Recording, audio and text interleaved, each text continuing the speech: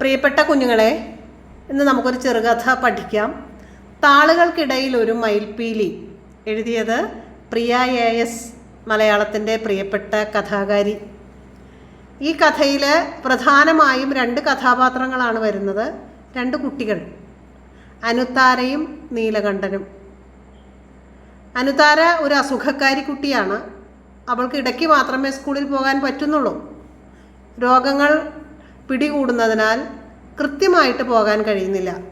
അതുകൊണ്ട് സ്കൂളിൽ എന്നും അവളൊരു അപരിചിതയാണ്. കൂട്ടുകാരോടൊത്ത് സാധാരണ മറ്റു കുട്ടികൾ ഇടപഴകുന്നത് പോലെ ഇടപഴകാൻ അവൾക്ക് കഴിയുന്നില്ല. അവളെ അവർ അപരിചിതത്വത്തോടെ മാറ്റി നിർത്തുകയും ചെയ്യുന്നു. അവർക്കൊരു കൗതുക വസ്തുവാണ്. അതുകൊണ്ട് പക്ഷേ അവളോട് ഏറ്റവും കൂടുതൽ അടുപ്പം കാണിക്കുന്ന ഒരു കുട്ടിയുണ്ട്. അത് നീലകണ്ഠനാണ്. അവർ രണ്ട് തരം ജീവിതം പിന്തുടരുന്നവരാണ്. അനുതാര സാമ്പത്തികമായി നല്ല നിലയിൽ ജീവിക്കുന്ന ഒരു കുട്ടിയാണ്. അവൾക്ക് അച്ഛനും അമ്മയുമുണ്ട്. അവളെ സംരക്ഷിക്കാൻ വേറൊരാളുണ്ട്. എന്നാൽ നീലകണ്ഠൻ വളരെ ദരിദ്രനായ പാർശ്വവൽക്കരിക്കപ്പെട്ട ഒരു കുട്ടിയാണ്. സമൂഹത്തിൻ്റെ പിന്നാമ്പുറത്ത് കഴിയുന്ന ഒരു കുട്ടിയാണ്. അവൻ നന്നായി പഠിക്കും. അതാണ് അവൻ്റെ ഏറ്റവും വലിയ നേട്ടം. മാത്രമല്ല നല്ലൊരു മനസ്സുണ്ട്. അനുതാരയെ എപ്പോഴും പ്രോത്സാഹിപ്പിക്കുകയും അവളെ സഹായിക്കുകയും ചെയ്യുന്നത് നീലകണ്ഠനാണ്. കുട്ടികൾക്കിടയിൽ അത്തരം വേർതിരിവുകളില്ല. മുതിർന്ന ആളുകൾക്കിടയിലാണ് അല്ലേ സമ്പത്തിൻ്റെയും ജാതിയുടെയും പേരിലൊക്കെയുള്ള തരംതിരിവുകൾ ഉള്ളത്. പക്ഷേ ഇവിടെ കുട്ടികളുടെ സൗഹൃദം കുറെ കൂടി നിഷ്കളങ്കമാണ്. അങ്ങനെ അവൾക്ക് പ്രിയപ്പെട്ട നീലകണ്ഠൻ അവന് ഒരു അസുഖത്തിൻ്റെ പിടിയിലാവുന്നതോടെ ആകെ ഉണ്ടായിരുന്ന ഒരു ചങ്ങാതി നഷ്ടപ്പെടുന്നതോടെ അനുതാര ഏറെ ദുഃഖിതയായി മാറുന്നു. ഈ അനുതാര യഥാർത്ഥത്തിൽ എഴുത്തുകാരി തന്നെയാണ്. നമുക്ക് പ്രിയ ASൻ്റെ ആത്മകഥാ സ്പർശമുള്ള ഒരു ചെറുകഥയാണിത്. കാരണം അവരുടെ ലേഖനങ്ങളും കഥകളും ഒക്കെ വായിക്കുമ്പോൾ എപ്പോഴും പറയാറുണ്ട് സ്കൂളിൽ കൃത്യമായി പോകാൻ കഴിയാറില്ല. അനുതാരയെ പോലെ നീണ്ടു വിടർന്ന കണ്ണുകളാണ് അവർക്കുള്ളത്. നിങ്ങൾ അവരുടെ എപ്പോഴെങ്കിലും ചിത്രം കണ്ടാൽ അത് മനസ്സിലാക്കും. ഒറ്റ കാഴ്ചയിലേ നമുക്കറിയാം ഈ അനുതാര പ്രിയ തന്നെയാണെന്ന് നമുക്ക് മനസ്സിലാവും. കഥയുടെ പേര് താളുകൾക്കിടയിൽ ഒരു മയിൽപ്പീലി. ഈ മയിൽപ്പീലിയൊക്കെ ബുക്കിൻ്റെ ഉള്ളിൽ സൂക്ഷിക്കുന്നത് കുട്ടികൾ, ഇപ്പോഴത്തെ കുട്ടികൾക്ക് അതൊക്കെ അറിയാമോ എന്നറിയില്ല. കാലം മാറിപ്പോയല്ലോ അല്ലേ. ഇപ്പോൾ ഡിജിറ്റൽ യുഗത്തിലാണ് നമ്മൾ. മയിൽപ്പീലി എന്ന് കേട്ടിട്ട് പോലും ഉണ്ടാവില്ല നിങ്ങളൊന്നും. പക്ഷെ പണ്ട് കുറച്ച് മുമ്പ് കൂട്ടുകാർ പല സാധനങ്ങൾ ഇതുപോലെ സൂക്ഷിക്കും. ബാല്യത്തിൻ്റെ നിഷ്കളങ്കമായ ഓർമ്മകളായി കൗതുകങ്ങളായി സൂക്ഷിച്ചു വയ്ക്കും. എന്തൊക്കെയാണ്? മയിൽപ്പീലി പുസ്തകത്തിൻ്റെ ഉള്ളിൽ വയ്ക്കും. എന്നിട്ട് എന്താണ്, അതിനകത്തിരുന്ന് പെറ്റുപെരുകും എന്നാണ് വിശ്വാസം. മയിൽപ്പീലി അതിനകത്തിരുന്ന് കുറേ കഴിയുമ്പോൾ പെറ്റുപെരുകും. ഇപ്പോൾ കുട്ടികളുടെ ബുക്കിൻ്റെ ഉള്ളിലൊക്കെ ഒരു മയിൽപ്പീലി അവർ വളരെ കാര്യമായി സൂക്ഷിക്കുക. അത് ബാല്യത്തിൻ്റെ ഒരു ഓർമ്മയാണ്. ഇവിടെ അനുതാരയുടെ ഹൃദയത്തിൽ അവൾ സൂക്ഷിച്ച ഒരു മയിൽപ്പീലിയായിരുന്നു നീലകണ്ഠനുമായുള്ള സൗഹൃദം. അത്രമേൽ അവൾക്ക് പ്രിയപ്പെട്ടതായിരുന്നു. അതുപോലെ കുട്ടികൾ പഴയ കാലത്തൊക്കെ ആണെങ്കിൽ വളപ്പൊട്ടുകൾ സൂക്ഷിച്ചു വയ്ക്കും. മഞ്ചാടിക്കുരു, കുന്നിക്കുരു, അതൊക്കെ പഴയ ബാല്യത്തിൻ്റെ മനോഹരമായ ഓർമ്മ ചിത്രങ്ങളാണ്. അതുകൊണ്ടാണ് ഇങ്ങനെ ഒരു പേര് കൊടുത്തത്. താളുകൾക്കിടയിൽ ഒരു മയിൽപ്പീലി. അനുതാരയുടെ ജീവിതത്തിൽ ബാല്യത്തിൻ്റെ സൗഹൃദവും ബാല്യത്തിൻ്റെ ശുദ്ധിയും ബാല്യത്തിൻ്റെ നിഷ്കളങ്കതയുമായി വന്ന നീലകണ്ഠനാണ് ആ മയിൽപ്പീലി. നമുക്ക് കഥയിലേക്ക് നോക്കാം. നോക്കൂ, അവിടെ ചിത്രത്തിൽ തന്നെ കാണാം നമുക്കല്ലേ ഒരു കുട്ടി. അവൾ പുറം ലോകത്തേക്ക് നോക്കുന്നു. മറ്റു കുട്ടികൾ പട്ടം പറത്തുന്നു ആകാശം. പക്ഷെ അവളെപ്പോഴും കിടക്കയിലാണ്. അവളുടെ ബാല്യം നഷ്ടമായി. അതിൻ്റെ സങ്കടം അവൾക്ക് ഉണ്ട്. എത്ര ചികിത്സിച്ചാലും എന്നെ വിട്ടുപിരിയാൻ കൂട്ടാക്കാത്ത എൻ്റെ അസുഖം തരുന്ന നോവുകൾ പേറി കിതച്ചും തളർന്നും പാഠപുസ്തകങ്ങളുടെ താളുകളിൽ ഞാനറിയാതെ വീഴുന്ന കണ്ണുനീർത്തുള്ളികൾ തുടച്ചും എത്രയോ നാളുകളായി ഞാനിങ്ങനെ നിരാശയാണ് അല്ലേ. മറ്റു കുട്ടികളെ പോലെ കളിക്കാൻ ആഗ്രഹമുണ്ട്, സ്കൂളിൽ പോകാൻ ആഗ്രഹമുണ്ട്, പക്ഷെ നടക്കുന്നില്ല. അസുഖമാണ്. എത്ര ചികിത്സിച്ചിട്ടും അസുഖം മാറുന്നില്ല. മാത്രമല്ല അതിന് വേദനകളുണ്ട് അല്ലേ. അസുഖം വരുമ്പോൾ അവൾക്ക് വേദനിക്കുന്നുണ്ട്. അതുകൊണ്ട് അവൾ കിതയ്ക്കുന്നു, തളരുന്നു. പാഠപുസ്തകങ്ങൾ എടുക്കുമ്പോൾ കണ്ണുനീർത്തുള്ളികൾ വീഴുന്നു. കാരണം സ്കൂളിൽ പോകാൻ പറ്റുന്നില്ല, കൂട്ടുകൂടാൻ പറ്റുന്നില്ല. അങ്ങനെ രോഗിയായി കഴിഞ്ഞ കാലം. വേദനകളുടെ ലോകത്ത് നിന്ന് എനിക്കൊരു ചെറിയ ഒഴിവുകാലം വെച്ച് നീട്ടാൻ മാത്രം ദയ വല്ലപ്പോഴുമേ എൻ്റെ അസുഖത്തിന് തോന്നാറുള്ളൂ. എൻ്റെ അസുഖം വല്ലപ്പോഴും എന്നെ ഒന്ന് വെറുതെ വിടും, കുറച്ച് സമയത്തേക്ക് വെറുതെ വിടും എന്ന് പറഞ്ഞാൽ ഇത്രയേ ഉള്ളൂ.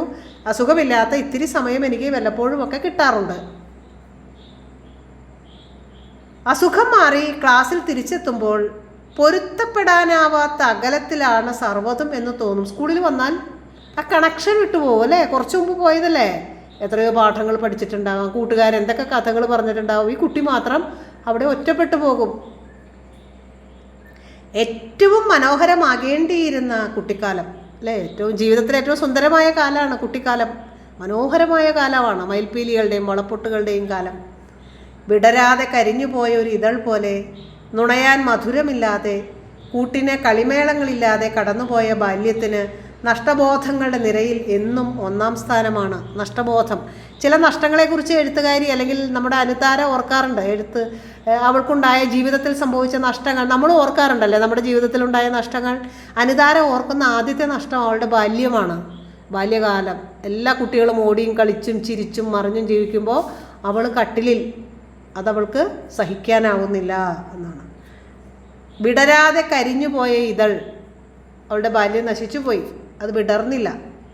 നുണയാൻ മധുരമില്ല, ഒരു ഓർമ്മകളില്ല. സ്കൂളിൽ നിന്ന് മനോഹരമായ ഓർമ്മകളൊന്നുമില്ല, കൂട്ടുകൂടുമ്പോഴുള്ള മധുരമായ ഓർമ്മകളില്ല. കൂട്ടിന് കളിമേളങ്ങളില്ല, കളിക്കാൻ, കൂട്ടുകാരോടൊപ്പം കളിക്കാൻ. സ്കൂളിൽ പോണത് പഠിക്കാൻ മാത്രമല്ലല്ലോ, കളിക്കാനും കൂടിയല്ലേ. പക്ഷെ അതൊന്നും, അത്തരം നല്ല ഓർമ്മകളൊന്നും മനസ്സിലേക്ക് വരുന്നില്ല, അവൾക്കില്ല. അതൊക്കെ അവൾക്ക് നഷ്ടപ്പെട്ടു പോയി. പ്രൈമറി ക്ലാസ്സുകളുടെ താളുകൾക്കിടയിൽ സൂക്ഷിക്കാൻ എനിക്ക് ഓർമ്മകളുടെ ഒരു മയിൽപ്പീലി ശേഖരം ഉണ്ടാവാതെ പോയത് ഈ അസുഖം കാരണമാണ്. പ്രൈമറി ക്ലാസ്സുകൾ എന്ന് പറയുമ്പോൾ 1 മുതൽ 4 വരെ പഠിച്ചത്. ആ 1 മുതൽ 4 വരെ പഠിച്ച കാലം തിരിഞ്ഞു നോക്കുമ്പോൾ മനസ്സിലൊന്നുമില്ല, ബ്ലാങ്കാണ്. കാരണം അസുഖമാണ്, എപ്പോഴും അസുഖമാണ്. മയിൽപ്പീലി ശേഖരം എന്ന് പറയുന്നത് ഉദ്ദേശിക്കുന്നത് മയിൽപ്പീലിയുടെ ശേഖരം, മയിൽപ്പീലികളുടെ ശേഖരം എന്ന് പറയുമ്പോൾ അവരുടെ ബാല്യകാല ഓർമ്മകൾ, ബാല്യകാലത്തിലെ ഏറ്റവും മനോഹരമായ ഓർമ്മകൾ. നമ്മുടെ ചെറുപ്പം, നിങ്ങളോട് തന്നെ നിങ്ങളുടെ സ്കൂളിൽ പഠിച്ച ഒരു കാലം ഓർക്കാൻ പറഞ്ഞ് പെട്ടെന്ന് നിങ്ങൾക്ക് എന്തെല്ലാം കാര്യങ്ങൾ പറയാൻ പറ്റുമല്ലേ? അതാണ് മയിൽപ്പീലി ശേഖരം. എൻ്റെയും മറ്റു ചില കുട്ടികളുടെയും ചില ഉടുപ്പുകൾ, അതൊക്കെയാണ് അവൾക്ക് ഓർമ്മയുള്ളത്. അവളുടെ ചില ഉടുപ്പുകൾ, 2 or 3 പിണക്കങ്ങൾ, കൂട്ടുകാരുമായി പിണങ്ങിയത്, അത് അധികമില്ല, 2 or 3 പിണക്കമേ ഉള്ളൂ. നീലകണ്ഠൻ കണ്ടു നോക്കൂ, പിന്നെയുള്ളത് നീലകണ്ഠനാണ്. ഇത്രയൊക്കെ എൻ്റെ ഓർമ്മയിലുള്ളൂ. ഇവയിൽ ഏറ്റവും വ്യക്തവും പ്രകാശമാനവുമായത് നീലകണ്ഠനെക്കുറിച്ചുള്ള ഓർമ്മകളാണ്. നീലകണ്ഠനെക്കുറിച്ച് ഓർക്കുമ്പോൾ എൻ്റെ ഹൃദയം സുന്ദരമാകുന്നു. അവൻ എൻ്റെ ഏറ്റവും നല്ല സുഹൃത്തായിരുന്നു, ഏറ്റവും നല്ല കൂട്ടുകാരനായിരുന്നു. അസുഖം കൊണ്ട് ചുരുങ്ങിയ ദേഹവും ക്ഷീണം കൂടുവെച്ച വലിയ കണ്ണുകളും ഉറക്കം തൂങ്ങാത്ത സന്തോഷച്ചിരിയുമായി വീണ്ടും ക്ലാസ്സിലെത്തുമ്പോൾ ഓർമ്മയുടെ താളുകളിൽ നിന്ന് കൂട്ടുകാരിൽ പലരും എൻ്റെ പേര് വെട്ടിയിട്ടുണ്ടാവും. ചുരുങ്ങിപ്പോയി, ക്ഷീണിച്ച ദേഹം അല്ലേ, വലിയ കണ്ണുകൾ, തളർന്ന ശരീരവുമായൊക്കെ ചെല്ലുമ്പോൾ കൂട്ടുകാരവളെ മറന്നുപോയി കാണും. അവരുടെ ലിസ്റ്റിൽ അവളില്ല, കാരണം അവൾ എന്നും വരുന്നില്ല. അതുകൊണ്ട് പാർവതിയമ്മ എന്ന ഞങ്ങളുടെ ജോലിക്കാരി ഒരു ദിവ്യ വസ്തുവേ എന്ന പോലെ ചേർത്ത് പിടിച്ച് എന്നെ സ്കൂളിലേക്ക് കൊണ്ടുവരികയും സ്റ്റാഫ് റൂമിൽ നിന്ന് ടീച്ചേഴ്സ് ഇറങ്ങി വന്ന് എൻ്റെ കവിളിൽ തൊട്ട് വിശേഷങ്ങൾ ചോദിക്കുകയും ചെയ്യുമ്പോൾ എൻ്റെ ക്ലാസ്സിലെയും വേറെ ക്ലാസ്സിലെയും കുട്ടികൾ എനിക്ക് ചുറ്റും കൂടി നിന്ന് അപരിചിതത്വത്തോടെ എന്നെ നോക്കും. കൊണ്ടുപോകണം നോക്കി, അവളെ അസുഖക്കാരി കുട്ടിയായതുകൊണ്ട് പ്രത്യേക പരിഗണനയാണ്. ജോലിക്കാരി ദിവ്യ വസ്തു എന്നാണ്, അങ്ങനെയാണ് കൊണ്ടുപോകണത്. മറ്റു കുട്ടികളെ പോലെ ഓടിച്ചാടി മറിഞ്ഞ് കളിക്കാനൊന്നും വയ്യ. അപ്പം കുട്ടിയെ കാണുമ്പോഴേക്കും അധ്യാപകർ ഇറങ്ങി വരും, വയ്യാത്ത കുട്ടിയല്ലേ, അപ്പോൾ അവളെ ഓമനിക്കും. ഇപ്പം മറ്റു കുട്ടികൾ അവളെ അല്പം അപരിചിതത്വം എന്ന് പറഞ്ഞാൽ പരിചയമില്ലാത്തതുപോലെ നോക്കും അവളെ.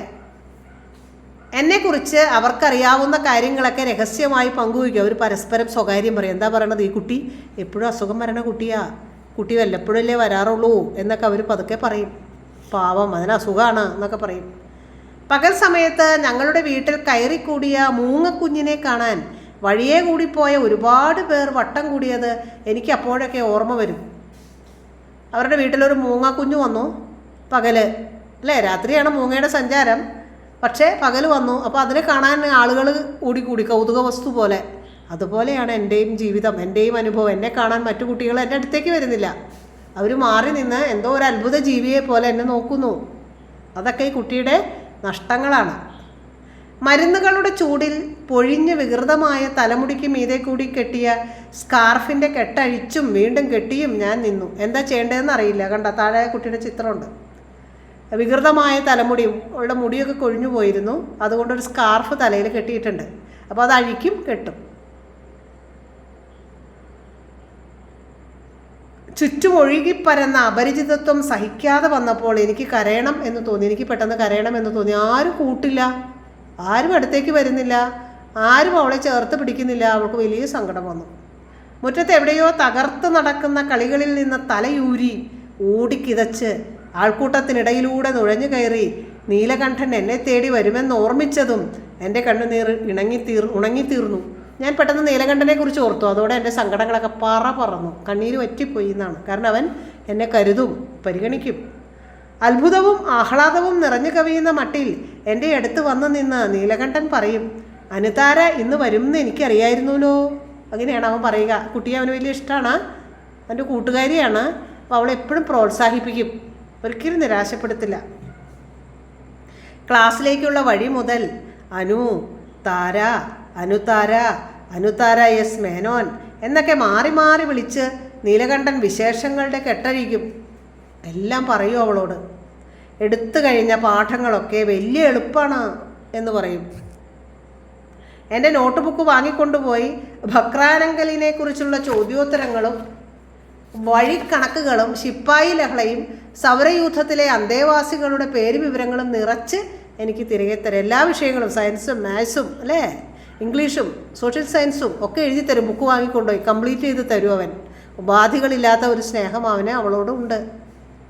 മാത്രമല്ല ഒരു സഹതാപമല്ല, ഒരു കരുതലുണ്ട്. ഉപകഥകൾ പോലെ എൻ്റെ ഉള്ളിൽ അസുഖത്തിൻ്റെ അവശിഷ്ടങ്ങൾ ചുറ്റിത്തിരിയുന്നത് കൊണ്ടാവാം എനിക്ക് നീലകണ്ഠൻ പകർത്തി തന്ന അറിവുകൾ മുഴുവൻ ഉൾക്കൊള്ളാനായില്ല. ഉപകഥകൾ പോലെ എന്ന് പറഞ്ഞാൽ എത്ര മാറിയാലും അസുഖം ഉണ്ടാവും. അസുഖത്തിൻ്റെ എന്തൊക്കെയോ ചുറ്റിപ്പറ്റി കിടക്കും. അതുകൊണ്ടൊന്നും പഠിച്ചത് ഓർക്കാൻ അവൾക്ക് കഴിയുന്നില്ല. ചിലത് എൻ്റെ ഉള്ളിലേക്ക് കയറാതെ വഴിമാറി നടന്നു. നോട്ട് വായിച്ചിട്ടൊന്നും മനസ്സിലായില്ല. ചിലതൊന്നും എൻ്റെ ബുദ്ധിക്ക് താങ്ങാനായില്ല. അതൊക്കെ അറിഞ്ഞാവണം പരീക്ഷയ്ക്ക് നീലകണ്ഠൻ എല്ലാവരുടെയും കണ്ണ് വെട്ടിച്ച് എനിക്ക് ഉത്തരങ്ങൾ പറഞ്ഞും കാണിച്ചും തന്നു. അത് തെറ്റാണെന്ന് എനിക്കോ നീലകണ്ഠനോ തോന്നിയതുമില്ല. പരീക്ഷയ്ക്ക് അവളെ സഹായിച്ചു. സാധാരണഗതിയിൽ നമ്മൾ അംഗീകരിക്കുന്ന ഒരു കാര്യമല്ല അല്ലേ.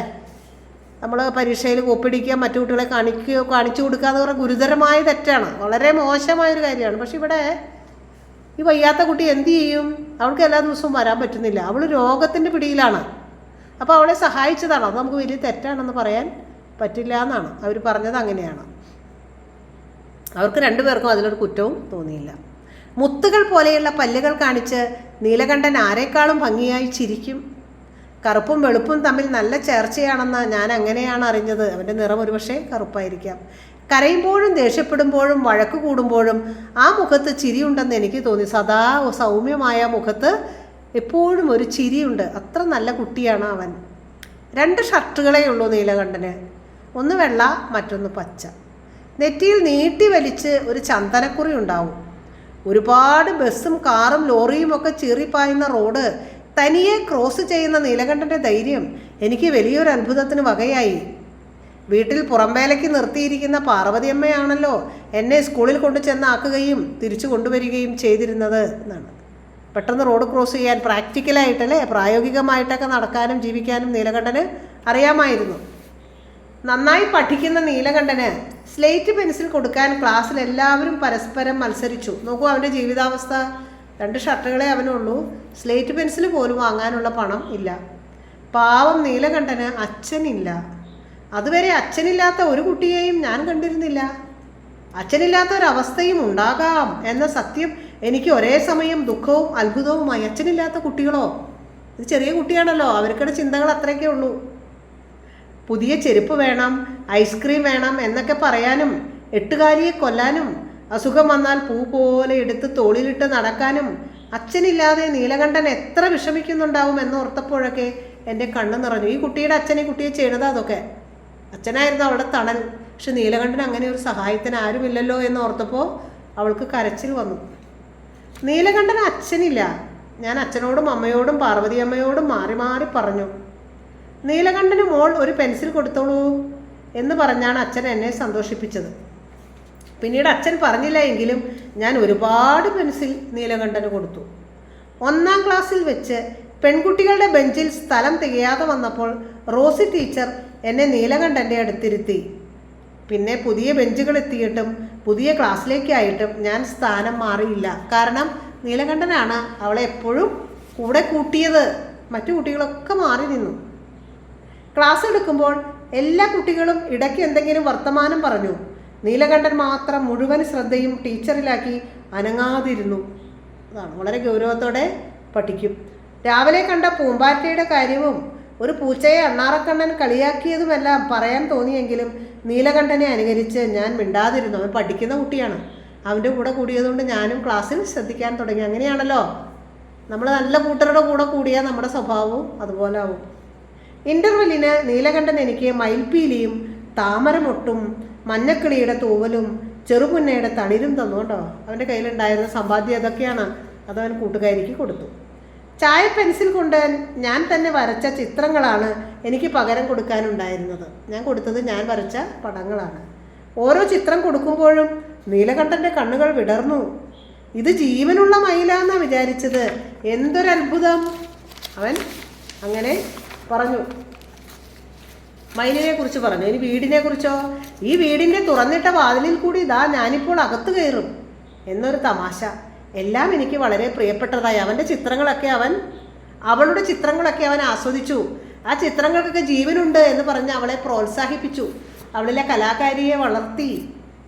ആദ്യം ഒരു മയിൽ, പൂച്ച, വീട് ഇതൊക്കെ വരയ്ക്കാൻ അറിയാമായിരുന്നുള്ളൂ. നീലകണ്ഠൻ്റെ പ്രശംസ കേൾക്കാൻ വേണ്ടി ഞാൻ എന്ത് കണ്ടാലും അത് നോക്കി വരച്ചു പഠിക്കാൻ തുടങ്ങി. അത് അവൾക്ക് നല്ല പ്രോത്സാഹനമായി. ലോകത്തിലേക്ക് വെച്ച് ഏറ്റവും ഭംഗിയുള്ളത് മയിൽപ്പീലികൾക്കാണെന്ന് നീലകണ്ഠൻ പറഞ്ഞു.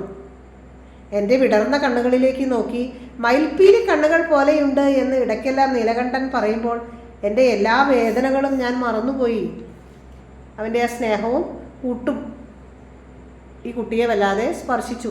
അവളുടെ സങ്കടങ്ങൾ മറക്കാൻ വരെ അത് കാരണമായി. 5ാം ക്ലാസ്സിലെത്തിയതോടെ ഞങ്ങളെല്ലാവരും വടക്കേ സ്കൂളിൽ ചേർന്നു. അതോടെ ഞാൻ തനിയെ സ്കൂളിൽ പോയി വരാൻ തുടങ്ങി. ഞങ്ങളുടെ ക്ലാസ്സിൽ പെൺകുട്ടികൾ മാത്രം, ആൺകുട്ടികൾ മാത്രമുള്ള ഒരു ക്ലാസ്സിലാണ് നീലകണ്ഠൻ എന്ന് ആരോ പറഞ്ഞു.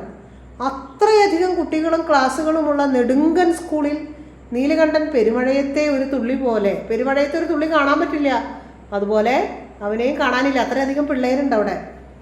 നിങ്ങളിപ്പോൾ വലിയ കുട്ടികളാണ്, പഠിക്കുക എന്ന് പറഞ്ഞ് ഇനി ആരും നിങ്ങളുടെ പുറകെ നടക്കില്ല. തനിയെ തോന്നി പഠിക്കണം. ചുവന്ന മൂക്കുത്തിയും നക്ഷത്ര കണ്ണുമുള്ള ആതിര ടീച്ചർ പറഞ്ഞു. അല്ലേ, ആതിര ടീച്ചറെ നമുക്ക് കാണാം. അതുവരെയും തനിയെ തോന്നി പഠിക്കുന്ന ഒരാളെയെ എനിക്കറിയാമായിരുന്നുള്ളൂ, നീലകണ്ഠൻ. ആരും പറയാതെ പഠിക്കുന്നത് അവൻ മാത്രമാണ്.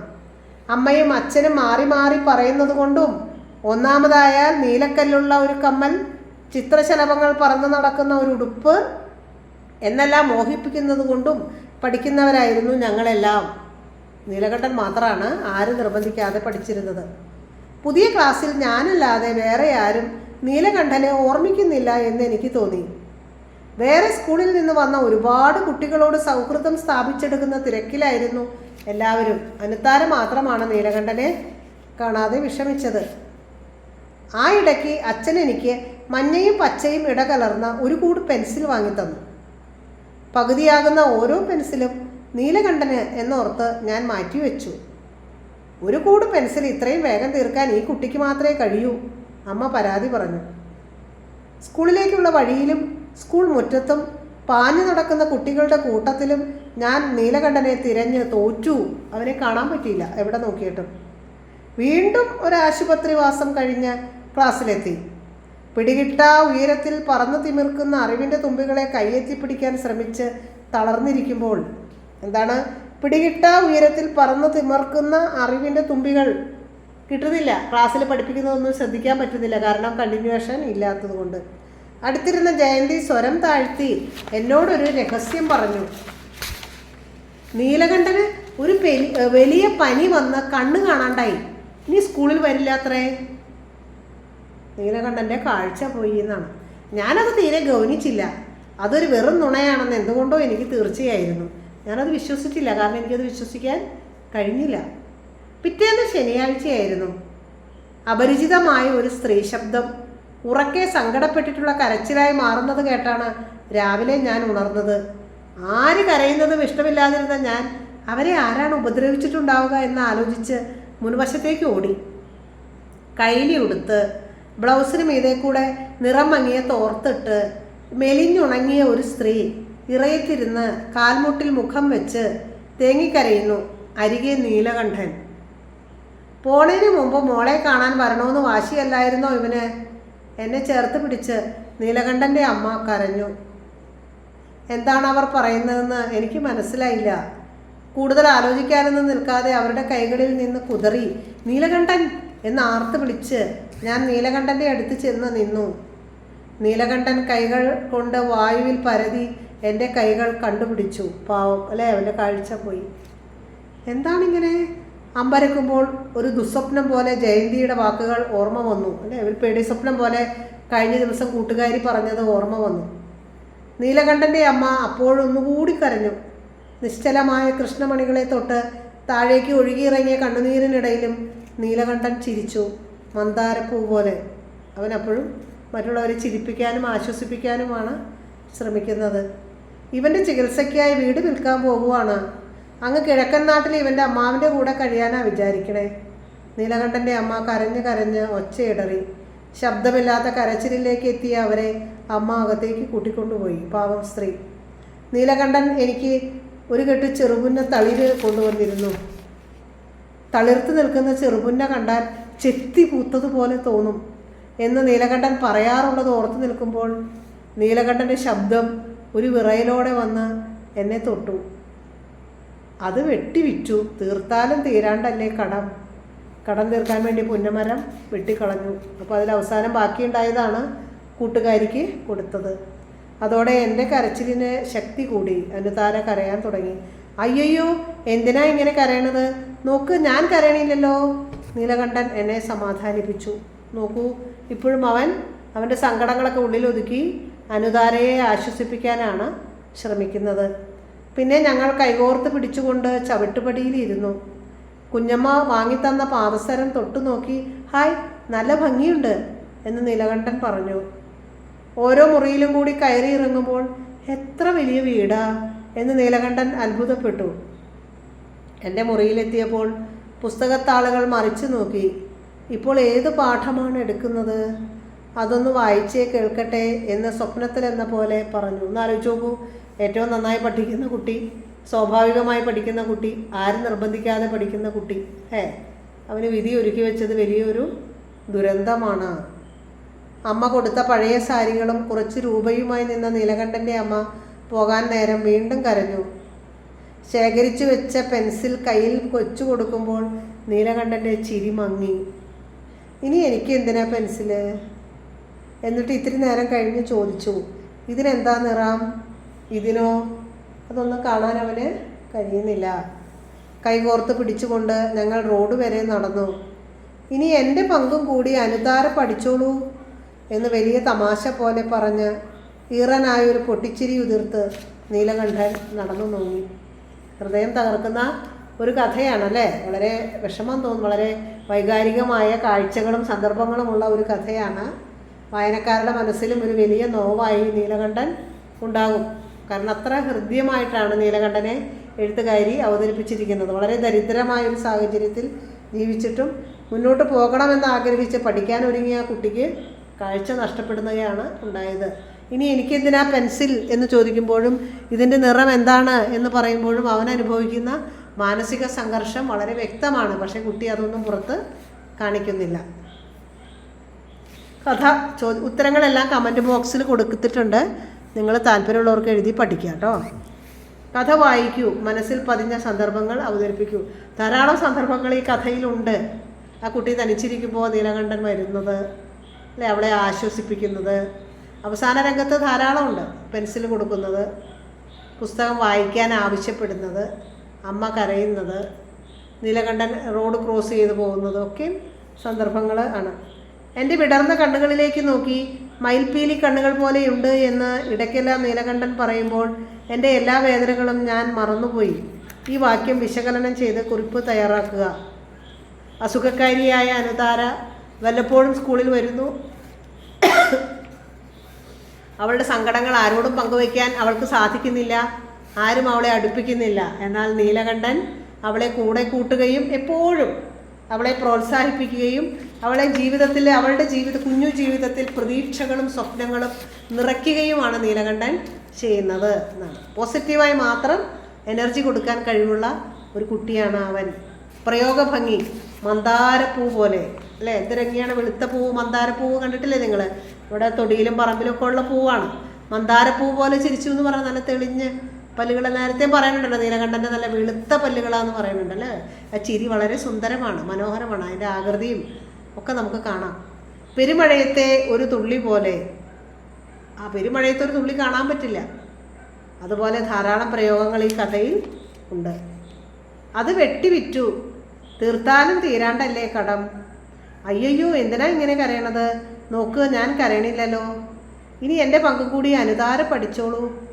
നീലകണ്ഠൻ്റെ സ്വഭാവത്തിലേക്കും ജീവിതത്തിലേക്കും വെളിച്ചം വീശുന്ന സംഭാഷണ ശകലങ്ങൾ ശ്രദ്ധിച്ചല്ലോ. ഇതുപോലെ പാഠഭാഗത്തു നിന്നും കൂടുതൽ സംഭാഷണങ്ങൾ കണ്ടെത്തി എഴുതൂ എന്നാണ്. നീലകണ്ഠൻ്റെ വാക്കുകളിലൊക്കെ പ്രകാശമുണ്ട്, വെളിച്ചമുണ്ട്. എപ്പോഴും അനുതാരയോട് സംസാരിക്കുമ്പോൾ അവളെ ജീവിതത്തിലേക്കും പ്രതീക്ഷകളിലേക്കും വഴി നടത്താൻ നീലകണ്ഠന് സാധിക്കുന്നുണ്ട്. എപ്പോഴും സംസാരിക്കുന്ന, അവൾ വരച്ച ചിത്രങ്ങളൊക്കെ ജീവനുണ്ട് എന്നാണ് പറയണത് അല്ലേ? അവളെ പരീക്ഷയ്ക്ക് അവളെ സഹായിക്കുന്നുണ്ട്. അത് കുറ്റമായിട്ട് അവർക്ക് തോന്നുന്നില്ല. കഥ തുടരാം. ഇനി എൻ്റെ പങ്കു കൂടി അനുതാര പഠിച്ചോളൂ എന്ന് ഒരു വലിയ തമാശ പോലെ പറഞ്ഞ് ഈറനായ ഒരു പൊട്ടിച്ചിരി ഉതിർത്ത് നീലകണ്ഠൻ നടന്നു നീങ്ങി. നീലകണ്ഠന് പിന്നീട് എന്ത് സംഭവിച്ചിരിക്കാം? നമുക്ക് എങ്ങനെ വേണമെങ്കിലും നമ്മുടെ ഭാവന അനുസരിച്ച് എഴുതാം. ഒരു പക്ഷേ നീലകണ്ഠൻ കാഴ്ച തിരിച്ചു കിട്ടി മിടുക്കനായി തിരിച്ചു വന്നിരിക്കാം. അല്ലെങ്കിൽ അവനെ കാഴ്ച എന്നേക്കുമായി നഷ്ടപ്പെട്ടിരിക്കാം. അല്ലെങ്കിൽ ഒരിക്കലും ഇനി അനുതാരയ്ക്ക് നീലകണ്ഠനെ കാണാൻ കഴിഞ്ഞെന്ന് വരില്ല അല്ലേ? നമ്മുടെ ഭാവന അനുസരിച്ച് കഥയ്ക്ക് പേര് കൊടുത്ത് വയ്ക്കാം. രണ്ട് കുട്ടികളുടെ സ്കൂൾ കാലത്തെ സൗഹൃദമാണ് താളുകൾക്കിടയിൽ ഒരു മയിൽപ്പീലി എന്ന കഥ. ഇത്തരം അനുഭവങ്ങൾ നിങ്ങൾക്കും ഉണ്ടാവില്ലേ? ഈ കഥയിലെ സുഹൃത്ത് ബന്ധം പോലെ നിങ്ങളുടെ ഒരു സ്കൂൾ അനുഭവം എഴുതി ക്ലാസ്സിൽ പങ്കുവയ്ക്കൂ.